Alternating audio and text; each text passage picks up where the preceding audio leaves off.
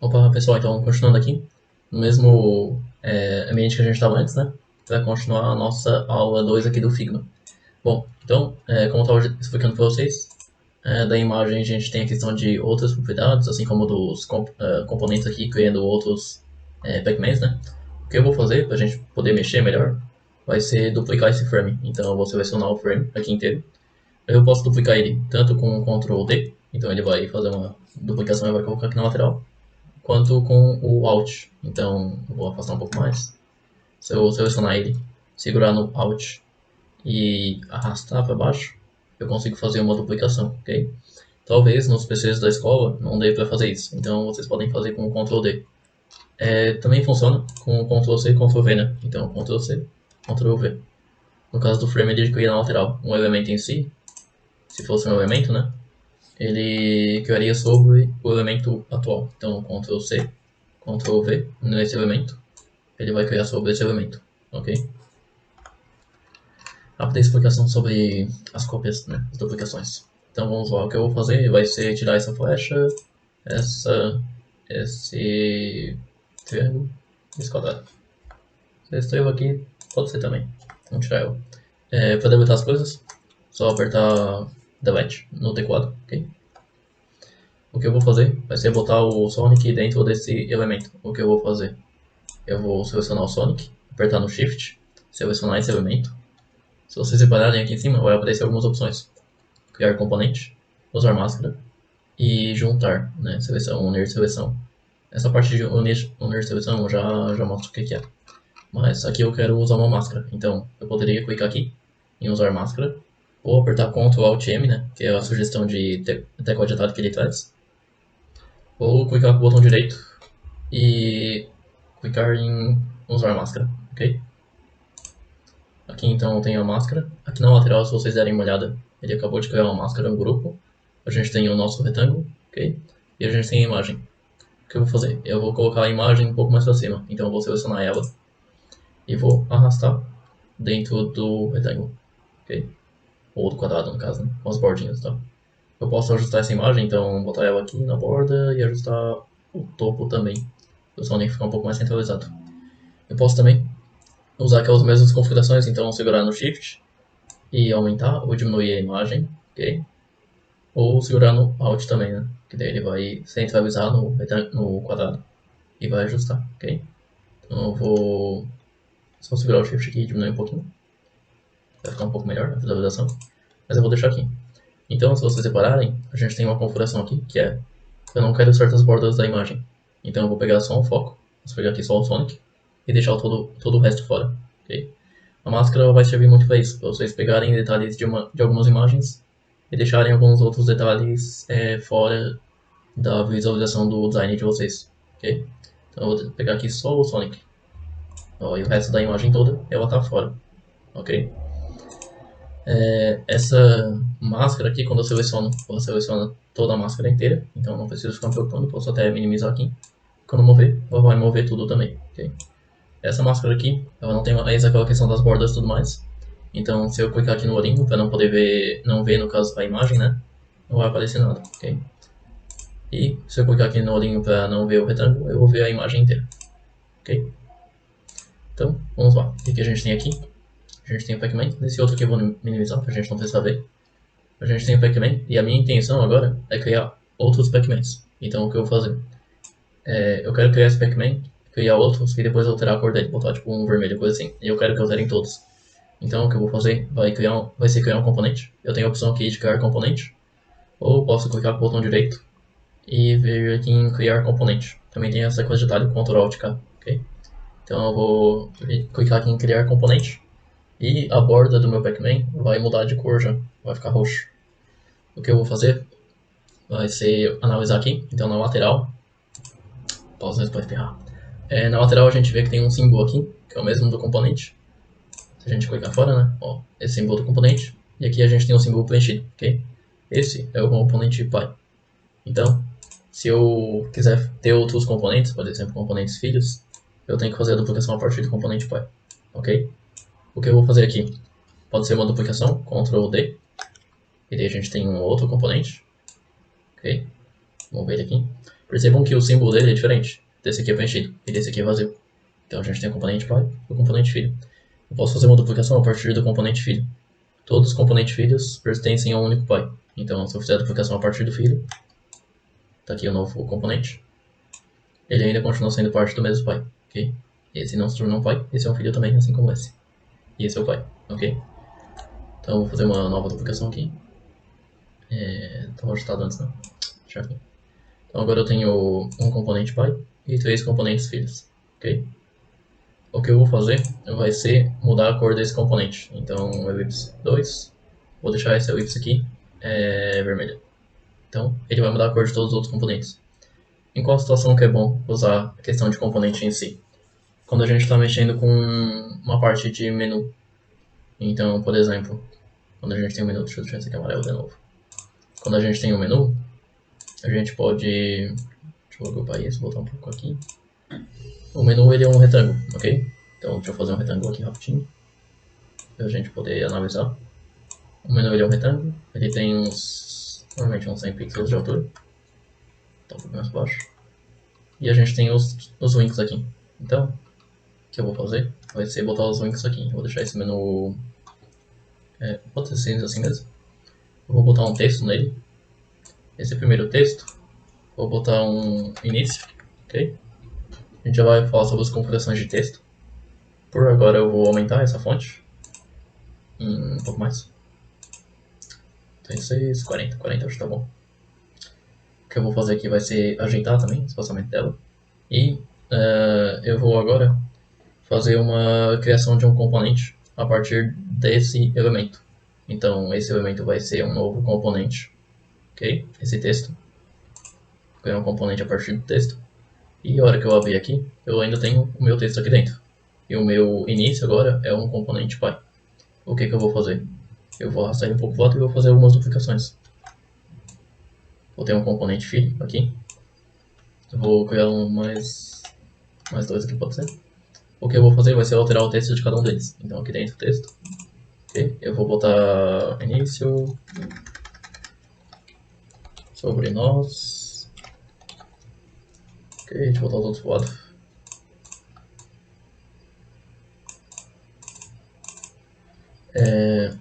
Aqui eu vou botar produtos. Mais foto aqui, mais foto aqui.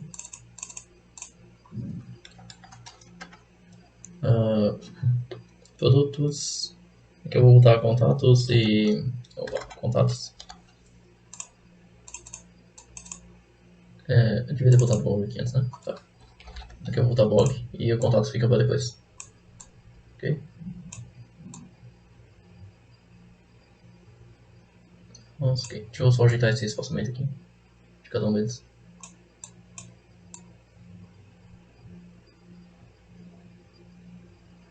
Aqui, tá. Deixa. Vou só ajeitar aqui o texto em si. Ok, tá ajeitado. Esse aqui não tá.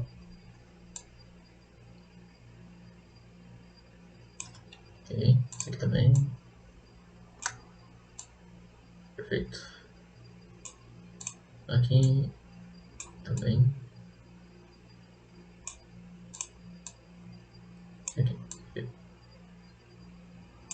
Ok, então todos eles mais ou menos alinhados. Ok. Só produtos aqui. Não, agora tá, ok. Então todos eles são alinhados. Eu vou fazer a aplicação de uma sombra, alguns elementos aqui no componente pai. E daí, depois eu vou, por exemplo, se eu quiser trocar a cor aqui, o componente pai, eu posso trocar. Ele vai trocar a cor de todos os outros. Então, nesse momento, o componente é importante. Ok? Então, vou deixar aqui um azul. Vou botar uma sombra aqui. Efeito sombra. Drop shadow 5, 5. 5. Não é o 4, né? Pra não ficar muito fora. Vou dar um blur aqui de uns 10. Um pouco mais. Vou postar de uns 40. Vai ficar mais ou menos bom, um pouquinho melhor. Então, estão vendo que eu estou alterando desse e estou alterando todos os outros? Essa parte do componente é boa por causa disso. Outras coisas que eu posso botar. Poderia botar também uma borda. Eu não gosto muito de borda, mas poderia botar. E, bom, disso seria isso, ok? O que eu posso fazer agora pegar esses elementos, então daqui até aqui, e agrupar eles. Colocar eles todos dentro de um grupo. Por que fazer isso depois de criar o componente, né? Porque daí eu consigo mover todos eles juntos, ok? E depois que eu tenho o nosso menu, eu posso clicar no nosso retângulo, né? E agrupar eles também, ok? Então tudo forma um grande grupo. E depois eu posso só fazer a duplicação deles. Então vamos supor, fazer aqui a duplicação. Eu vou botar, vamos supor que eu estivesse colocando em outra tela, esse nosso grupo aqui. Eu sei que o grupo 6 é o do menu, então eu vou renomear aqui, menu componente. Ok? Se eu quiser alterar uma cor em algum elemento, eu venho aqui no nosso componente Py, clico no texto e altero para a cor que eu quero. E ele vai alterar todos os outros. Ok? Então vai alterar inclusive os das outras páginas. Então isso é muito bom. Vamos botar aqui um. Deixa eu botar no Excel. Perfeito. Então, essa é a principal vantagem do componente em si. Ok? Esse aqui também são componentes filhos. Se eu abrir aqui, todos eles são componentes filhos desse componente Py. Ok? Bom, além das cores, dos componentes, máscara e tudo mais, o que a gente tem, né? De texto. Então, deixa eu pegar aqui o início. Esse início aqui. Opa, aqui. Ele está simples, minúsculo, ok? O que eu tenho aqui, o que eu posso fazer? Posso alinhar ele,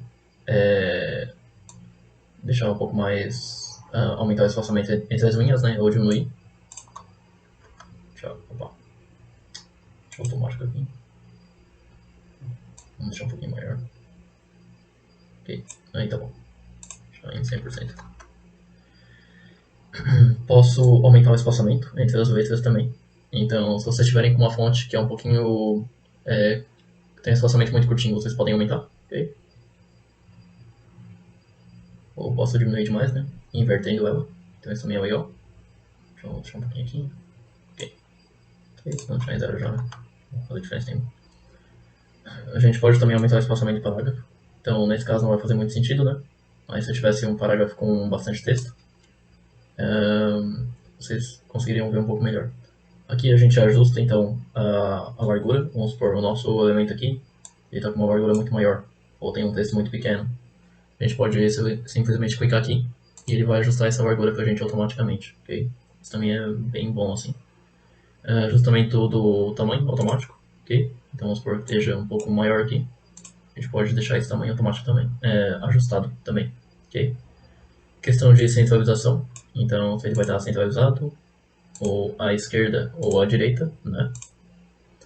Questão de alinhamento, então se ele vai estar alinhado ao topo, ao meio ou abaixo. Esse aqui sumiu, mas aquele a gente consegue ver um pouco melhor. Deixa o topo aqui, como estava antes. E aqui a gente volta a alinhar. Okay? Bom, outras configurações. A gente tem aqui os 3 pontinhos, né? Então tem mais configurações. Tem aquelas mesas que a gente já viu. Então questão de alinhamento, questão de decoração, sublinhado ou taxado. Okay? Espaçamento do parágrafo, que a gente já viu. Só não tem muito texto. Deixa eu fazer um parágrafo com bastante texto aqui. Bastante texto. Ok, bastante texto. Deixa eu botar em preto esse aqui. Ok, eu vou alinhar aqui a altura. Esse aqui também. Só mover aqui. Ok. Deixar centralizado e... deixa eu fazer o seguinte.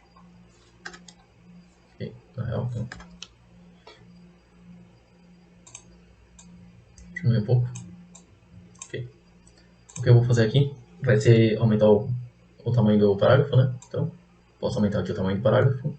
Se vocês notarem, eu dei um Enter aqui. Então, aqui, entre essa linha, né, e a outra, a gente não tem espaço. A gente tem um Enter, ok? Por isso que tem ali o espaçamento do parágrafo em si. Voltando ali para as configurações, espaçamento do parágrafo. Então eu posso aumentar um pouco mais aqui.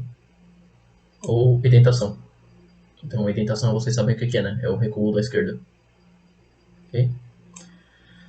Outras coisas que a gente tem. Formato de texto que vai aparecer. Então se ele vai estar em caixa alta, uppercase, em caixa baixa, lowercase, o title case, né, que é cada letra inicial em maiúsculo. Então vamos por, vou botar aqui, não estou selecionando nenhuma. Não. Todas as letras iniciais, a primeira delas vai estar em maiúsculo, ok? Lowercase, uppercase. E a gente também tem uma outra configuração aqui, que a princípio não está funcionando, mas ok. Enfim, então são essas três, ok? E a gente tem uma configuração padrão aqui, né? Que é a inicial, ok? Do texto, então, o que a gente tem de configurações principais é isso, ok? Tem a questão de sombra e efeitos, bordas, como a gente já viu, então como a gente já viu aqui. E a parte de componente em si e máscara é isso, ok? O que eu vou trazer agora para vocês vai ser no próximo, né?